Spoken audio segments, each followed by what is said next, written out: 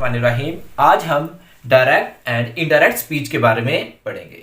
Last lecture में pronoun की तब्दीली के बारे में पढ़ा था कि डायरेक्ट से इनडायरेक्ट बनाते हुए प्रोनाउन की तब्दीली यानी सेकंड पार्ट में फर्स्ट पर्सन और सेकंड पर्सन को कैसे चेंज करते हैं।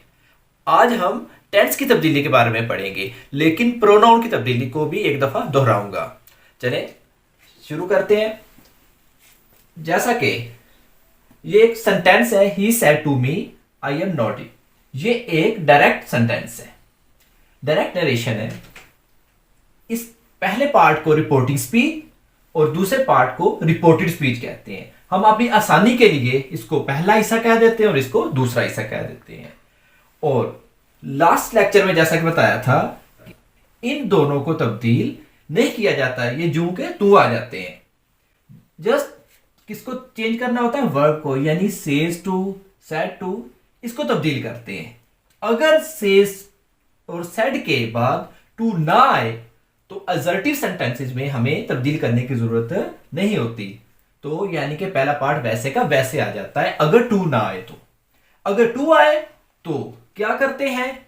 सेज टू को या सेड टू को हम क्या करते हैं? सेज टू को टेल्स में और सेड टू को टोल्ड में चेंज कर देते हैं।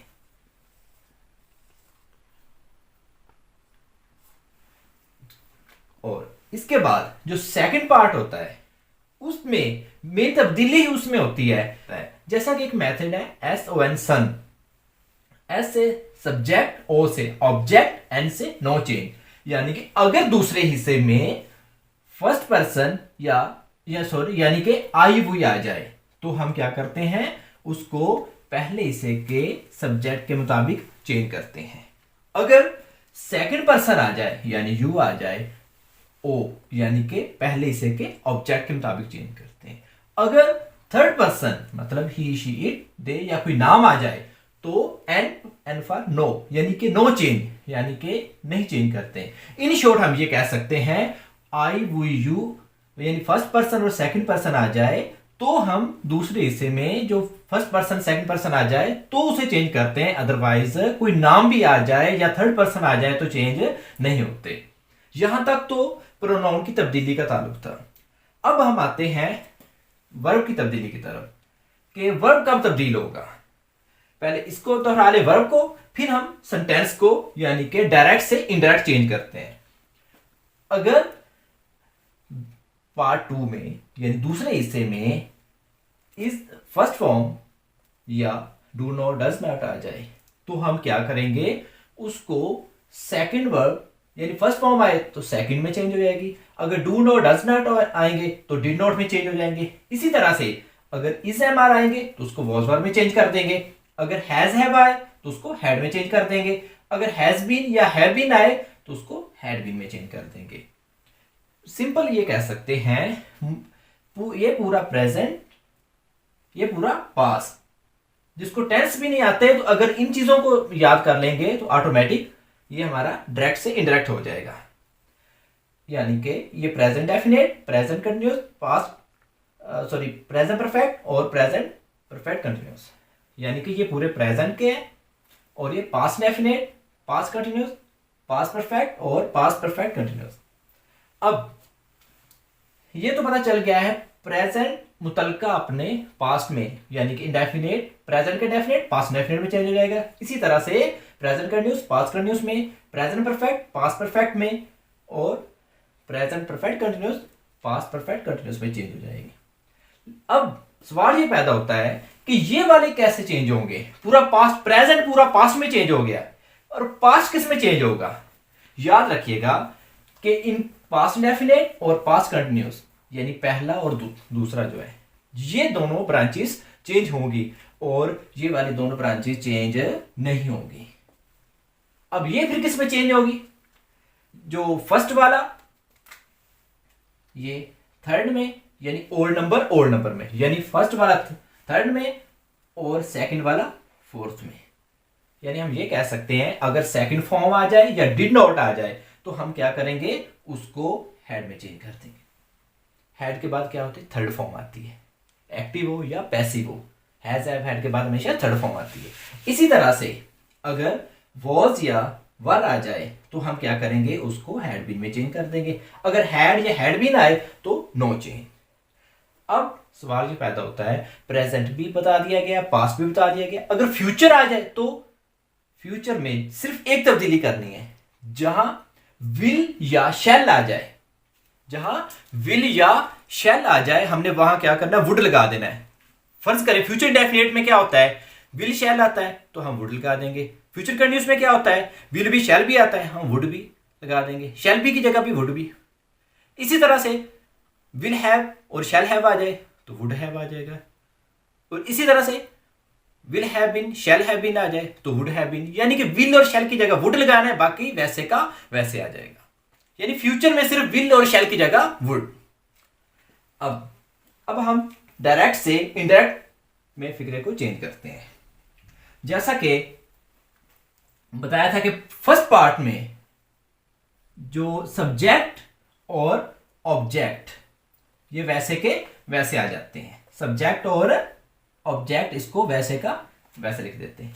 अब वर्ब यानी कि सेज टू और सेड टू। सेज टू आए तो उसको टेल्स में चेंज कर देंगे और सेड टू आए तो उसको टोल्ड में। अब सेड टू को मैं किस में चेंज करूंगा, टोल्ड में। किस में करते हैं, असर्टिव सेंटेंसेस में, इंट्रोगेटिव में नहीं, वो हम नेक्स्ट लेक्चर में करेंगे। तो क्या हुआ कि he told me, said to को चेंज कर दिया, बाकी वैसे आ गया। अब इन दोनों को जोड़ने के लिए, इन्वर्टेड कोमा को खत्म करने के लिए, दोनों हिस्सों को जोड़ने के लिए हम क्या करते हैं, दैट का इस्तेमाल करते हैं। यानी दैट से दोनों पार्ट को जोड़ देंगे। अब दूसरे पार्ट में तब्दीली करनी है। अगर आई क्या है, फर्स्ट पर्सन, अगर फर्स्ट पर्सन आ जाए यानी कि आई या वी में से कोई, उसको एस यानी कि सब्जेक्ट के मुताबिक, किसके, फर्स्ट पार्ट के, तो जो ही है वो इधर आ जाएगा क्योंकि पहले से का वो सब्जेक्ट था। अब सवाल ये पैदा होता है, हेल्पिंग वर्ब या वर्ब, इसकी तब्दीली कैसे करनी है। एम को किस में तब्दील करते हैं, क्या सवाल ये पैदा होता है कि इज एम आर चेंज होगा या नहीं। अगर इधर सेज टू आता यानी कि फ्यूचर इंडेफिनेट या प्रेजेंट इंडेफिनेट, तो हमने हेल्पिंग वर्ब को चेंज नहीं करना था। जिस तरह लास्ट लेक्चर में मैंने क्या किया था, एम को चेंज नहीं किया था, इस एम आर में से कोई एक लगा दिया था, सिंगुलर होने के नाते मैंने इज लगा दिया था। लेकिन यहां क्या आ गया, पास्ट इंडेफिनेट। हम सादा अल्फाज में पास्ट इंडेफिनेट को भी छोड़ते हैं, हम सादा अल्फाज में ये कहेंगे अगर सेड आ जाए, हैव सेड नहीं, सेड आ जाए, तो सेड क्या कहता है कि दूसरे हिस्से में वर्ब की तब्दीली की जाए। यानी कि एम की जगह अगर एम आ जाए तो क्या करते हैं, जैसा कि ये मैंने स्केच बनाया, एम आ जाए तो वॉज या वर्ब में चेंज करते हैं। अब ही सिंगुलर है तो क्या आ जाएगा, वॉज। इसी तरह से नॉटी, ये वैसे का वैसे आ जाएगा, NAUGHTY। और इन्वर्टेड कोमा को खत्म कर दिया गया और दैट से जोड़ दिया गया। इसी तरह से इसको, यानी कि हमारा ये आज का लेक्चर प्रोनाउन की तब्दीली और टेंस की तब्दीली दोनों इसमें आ जाएंगे। अब अगर आई की जगह मैं क्या करता हूं, यू लगा देता हूं। आई की जगह यू, यू क्या है, सेकंड पर्सन।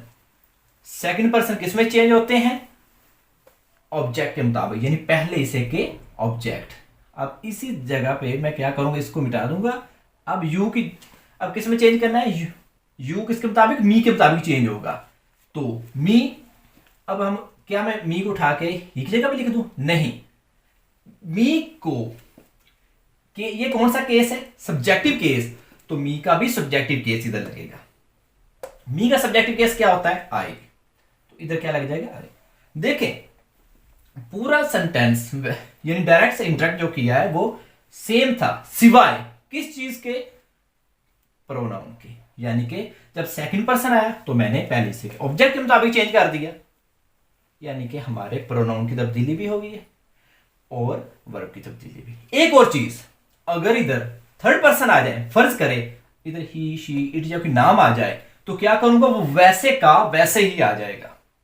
यानी कि आई वी यू के अलावा बाकी जो सब आते हैं, ही शी इट दे या कोई नाम आ जाए तो वो चेंज नहीं होगा, वो वैसे का वैसे आ जाएगा। और एक और हम एग्जांपल लेते हैं वर्ब के लिहाज से।